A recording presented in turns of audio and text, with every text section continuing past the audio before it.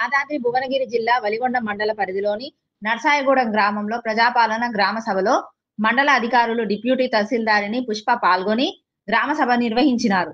Media ద్వారా గ్రామ పెద్దలు ఎన్నయ్య, తుమ్మల శ్రీను, మాజీ ఎంపీటీసీ పసల జ్యోతి మాట్లాడుతూ తెలంగాణ ప్రభుత్వం ప్రతిష్టాత్మకంగా చేపట్టిన సంక్షేమ పథకాలు, రైతు భరోసా, ఇందిరమ్మ ఇండ్లు, రేషన్ కార్డులు, ఇందిరమ్మ ఆత్మీయ భరోసా పథకాలు మా గ్రామంలో అర్హులైన వారిని గ్రామ సభ ద్వారా ఎంపిక చేశామని మాట్లాడినారు.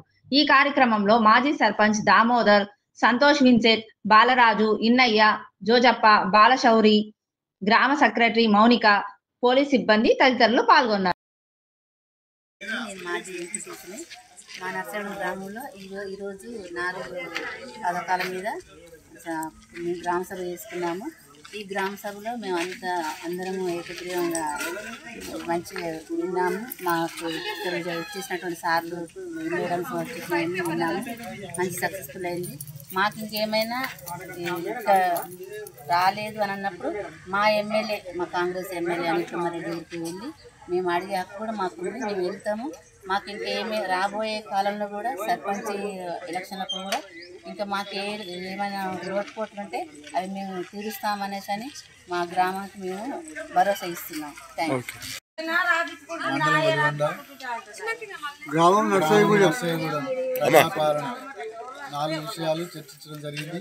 4 విషయాలు కూడా ఎలిజిబుల్ అయిన క్యాండిడేట్లే చేయటం కూడా జరిగింది. మా గ్రామంలో ఎటువంటి ఇబ్బందులు అవకతవకలు లేకుండా లేని వాళ్ళ కోసం మేమందరం కూడా ఏకీభావంగా అంగీకారం తెలిపి గ్రామ సభ విజయవంతం జరిగిందని తెలియజేసుకుంటూ అందరికీ ధన్యవాదాలు చెప్తున్నాను.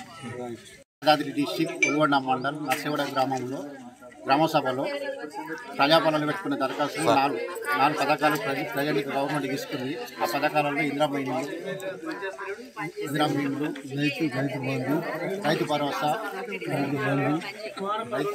రేషన్ కార్డులు, ఈ 4 పథకాలు కాంగ్రెస్ రేవంత్ రెడ్డి ప్రభుత్వంలో కంపల్సరీ ఇస్తారు కాబట్టి 6 గ్యారెంటీలలో 4 కూడా ఫస్ట్ ప్రియారిటీ తీసుకున్నారు కాబట్టి ఈ ఫస్ట్ ప్రియారిటీలో కంపల్సరీ అందరికి వస్తాయని మా నర్సాయిగూడెం గ్రామంలో అందరు ఏకీభావంతో సెలెక్ట్ అయ్యాను కాబట్టి ఎవరు ప్రశాంతంగా జరిగింది.